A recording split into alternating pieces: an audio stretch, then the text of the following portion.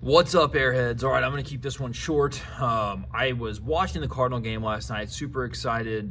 Got home. I did a track meet last night. I live broadcasted a track meet for the school. I'm a teacher. I got home to watch the Cardinal game. I laid in bed to help get my daughter to fall asleep, and I turned the Cardinal game on the TV while she was going to sleep. And I made it to the fifth inning. I think whenever I fell asleep, the Cardinals were losing 2-1. But I fell asleep in the fifth inning, and I woke up around 11 p.m., and it was already over. So first 4 innings of Cardinal baseball that I've missed this year.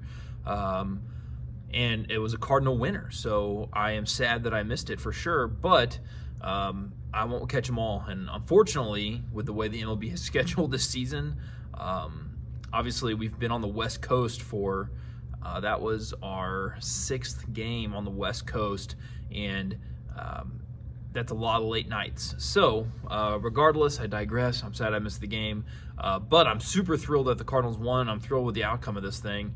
I checked the box score, and I looked it over pretty closely, and I got to see a lot of the game. I saw over half of it. So I always like to start with pitching. We'll start with pitching. So Miles Mikolas had a really rough outing on opening day in Los Angeles. Also was taking on a very potent lineup in front of their home crowd for the first time. So it was great to see him bounce back. He went 6 innings, gave up 2 earned runs, and ultimately that's exactly the kind of guy we want him to be. I saw a post online in the Cardinals forum on Bleacher Report this morning.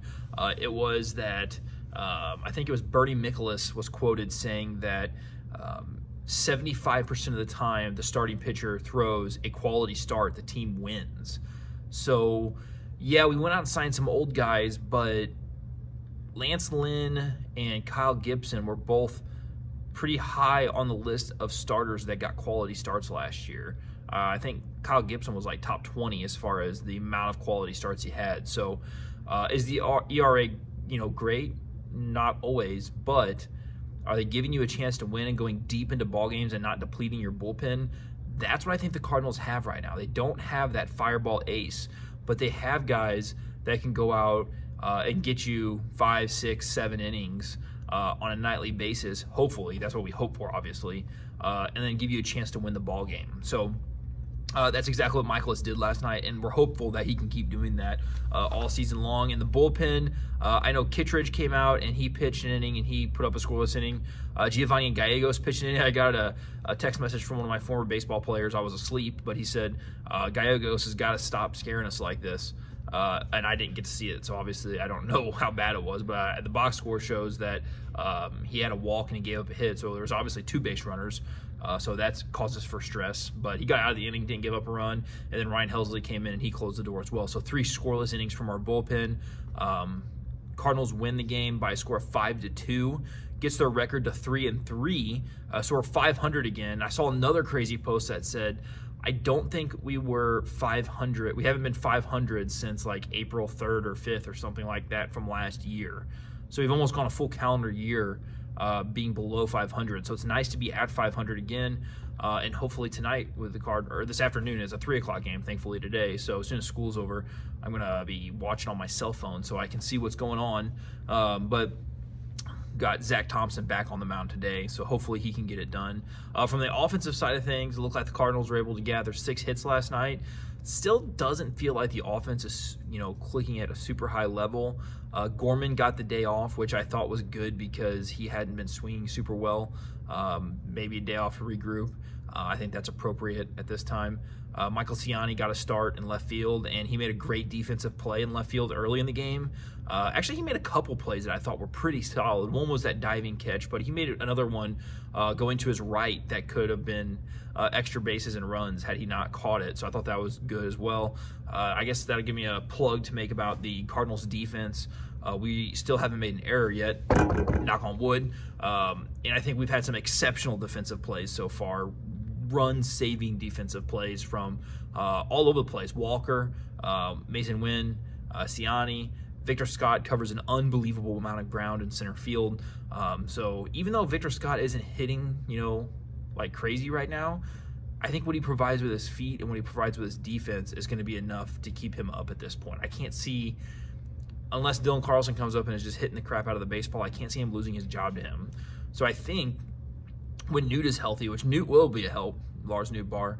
I think he goes to left field. Siani goes down, and then our outfield becomes Lars Nootbaar, Victor Scott, and Jordan Walker, which will allow Brendan Donovan to go back to second base, and then Gorman to just be a DH. Now, you got to remember, Donovan was a Gold Glove second baseman at one point in time, so this is the best case scenario for our defense, I think.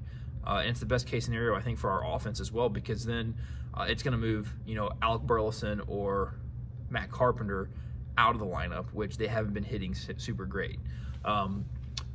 Nolan Arenado still is not swinging the bat super great. Goldie has definitely regressed from the first game. I think he's batting around 250, maybe even below 250 now. So that was more what I expected from Goldie to start the year. But he had that really great game out of the gate on opening day that, is kind of really holding his batting average and stats up right now. But regardless, I think Goldie comes around, as the year progresses, and he puts up another Goldie-type year.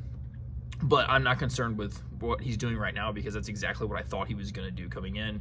Wilson Contreras still not having a very good batting average, but his OPS is up above 800. Gets the home run last night. Has been a spark plug for this team, and I hope the narrative about him not being our starting catcher like was last year completely goes away. He has to be the guy every single game. So super excited about that. Ultimately, the Cardinals are back to 3-3. And they're having a chance to be an above 500 team tonight. And I think they are above 500 team. My projection at the beginning of the year was that they would go 88-74 and win the division. Our division's nuts right now. The Pirates are like 5-0, still haven't lost a game. And the Brewers are 4-0, haven't lost a game. Now, they have not played nearly the competition the Cardinals have. They have not played the Los Angeles Dodgers or the San Diego Padres. But, you got to tip your hat to them. They're playing really well. Pittsburgh started last year off great as well and did not finish that way. So I actually like Pittsburgh. I love their ballpark. I've been to PNC a few times, and I'm excited for Pittsburgh to do well. I just don't think it's sustainable. But we'll see. I mean, their payroll would tell you that it's not sustainable. And I also don't think the Brewers are sustainable. I don't think their starting pitching is good enough, and I don't think their offense is good enough. So we'll see. Cardinals are on the right path, though. Tuning in today, and I will hopefully be awake for the whole game today. So let's go Redbirds.